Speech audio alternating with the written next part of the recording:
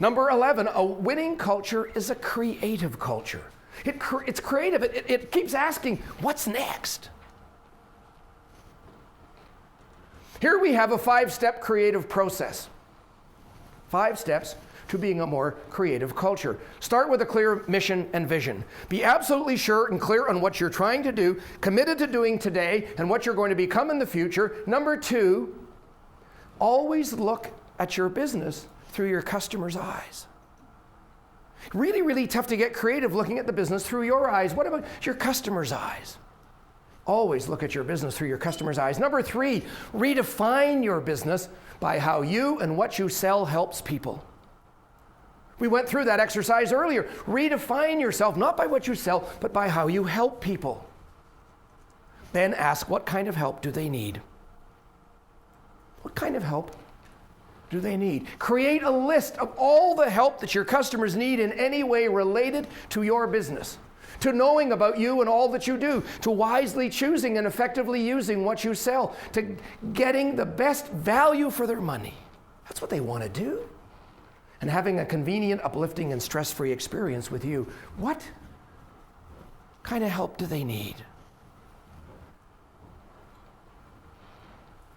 When you make that list, I guarantee you, you will create hundreds of ideas that will attract, amaze, and own customers for life. What kind of products do they need? What kind of services? What information and coaching? What confidence and encouragement? What reminders? What payment methods and terms? What do they need? And then how could we actually deliver? Step number 5, how could we actually deliver that help so wonderfully that our customers feel compelled to do business with us and to tell others about us? What are we going to do on the delivery? 5 steps. And 5 bonus tips. 5 bonus tips on creativity. Associate with uplifting and creative people. Associate with the right kinds of people. You have negative people in your lives that are dragging you down. They just kill your creativity. Associate with uplifting, creative people. Number 2, when you're being creative, don't be evaluative. Oh, this is a neat tip. Whenever you're sitting around with a group of your best minds and hearts in your business trying to be creative, don't be evaluative. Because what will happen is Mary over here will have a great idea, and then 4 people in the room will have 15 reasons why that's a stupid idea. And then you turn to Charlie and say, Charlie, do you have anything to contribute? And Charlie says, I ain't playing this game. No way. And even if you're just sitting by yourself, you have 2 halves of your brain. So you say to the creative half of your brain, do you have any good ideas here? So you start writing down. You write an idea. And the other half of your brain comes up with 13 reasons why that's a stupid idea. So then you say to the other half of your brain, what's your next great idea? And the other half of your brain says, hey, ain't playing this game anymore. So what you do is, when you're being creative, just be creative. If it can be thought, it can be said, it can be written down, and we know evaluation. That's it, not allowed. And then you take the piece of paper with all the ideas, put it in your desk drawer, and bring it out a week later when the ego of authorship has evaporated. And then look at it. And then be evaluative 1 week later. And it's just really, really amazing. Oh, number 3, bonus tip on creativity. So many creative people in businesses are squashed by the fact that it's known in the culture that the boss is the only one around here who's allowed to have good ideas. And they pick up on that right away. The good ones leave, the bad ones take I don't give a damn pills and keep showing up and hope you don't notice. You are not God. You manage the creative process. You encourage creativity, and you know when to get it from the outside. You're not God. You don't have to have all the good ideas. You manage the process from inside and from outside. Number 4, 2 questions that will unlock hundreds of ideas. The might, possibly, perhaps, maybe question and the wonderful question.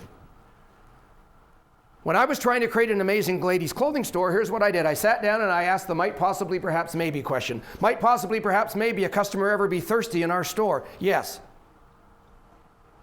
So I built a big mahogany drink bar with herb tea and 2 kinds of coffee and spring water and fruit juice and real mugs. Help yourself. And that's the wonderful question. Because you see, might, possibly, perhaps, maybe anyone ever be thirsty in our store? The answer is simple, yes. And then the wonderful question, what's the most wonderful assortment of drinks we could bring them and still stay in business? Might, possibly, perhaps, maybe a lady ever have a child while she's shopping in our store, have a child with poop running down his leg because he's 3 and she thought he was toilet trained and she was almost right, but she's not quite right, and she left the diaper bag at home and little Petey has poop running down his leg. Might, possibly, perhaps, maybe that ever happened? Yes. So our change tables and our customer washrooms had 3 sizes of free diapers, diaper wipes, and cream. Because we asked the wonderful question, what would the most wonderful way that we could solve that problem, what would it be? What could we do that's wonderful? It would blow people away. So we asked the might possibly, perhaps, maybe questions. Might possibly, perhaps, maybe a woman ever need more than 1 hook in a change room? I was the first retailer to count to 4. 4 hooks in a change room. 1 for your clothes, 1 for the clothes you want to try on, 1 for the clothes you've decided to buy, and 1 for the clothes you've decided not to buy that need to go back and be hung up. And we had sales of $600 a square foot in a ladies' clothing store when stores of our size, on average, were doing $240 a foot. We were at $600 a foot because we asked 2 powerful questions. Might possibly, perhaps, maybe question, and then the wonderful question. Might possibly, perhaps, maybe, this happened, that happened, and then what would the most wonderful way be to overcome that, to deliver that, to amaze our customers? And then number 5, creativity and conformity. The last bonus tip on creativity. Sometimes it's better not to be creative, conform. Pilots are paid a lot of money to be creative? No, they're paid to conform. You say, oh, yes, but when the wheels don't go down just before landing, then they have to be creative. No, they open the manual and it says, here's what to do, exactly what to do when the wheels don't go down to land this plane safely, and you had better do that, and if you don't do that, you will never fly again. Pilots are paid $150,000 a year to conform. No creativity, ever. Surgeons. Well, normally we do the appendix this way. We cut from here to here and we do it. But today I feel creative. I'm going to cut from nipple to nipple, reach down and pull the sucker out through your cleavage. I don't think so. You're off the table, you're running across in your hospital gown to the other hospital across the road where they conform.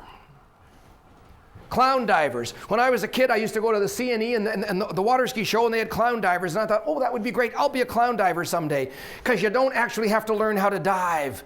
You just get up and wear a lady's dress and put a broom between your legs and jump off the high board, and everybody will laugh, and it's wonderful. You don't have to learn how to be a serious diver. And at the end of the clown diving show, they introduced all the performers, and there is Mary Smith, and she's the Canadian amateur diving champion, and there's Bob Brown, and he's the American amateur diving champion. See, they all knew the rules before they broke the rules.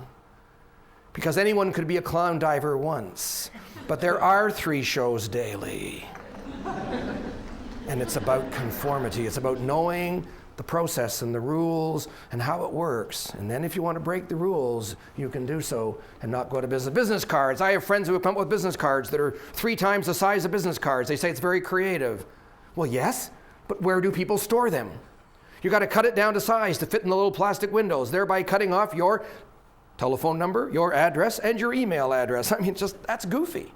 There is a time to conform. That would be the last tip on creativity. A creative culture encourages intellectual curiosity, diversity, and creativity at all levels. A winning culture encourages those things. And here's a little interesting exercise to ask in your business. Where do the good ideas come from? Where do they come from in your business? Internally, from top management, from the middle, from frontline people, or from customers? Where do the good ideas come from? Externally, do your good ideas come from things you learn from competitors, from strategic alliances, from other industries or consultants? Where are the good ideas coming from in your business? Or are there good ideas at all even? Maybe there aren't. Where are they coming from? Because where the ideas are coming from will tell you a lot about your culture.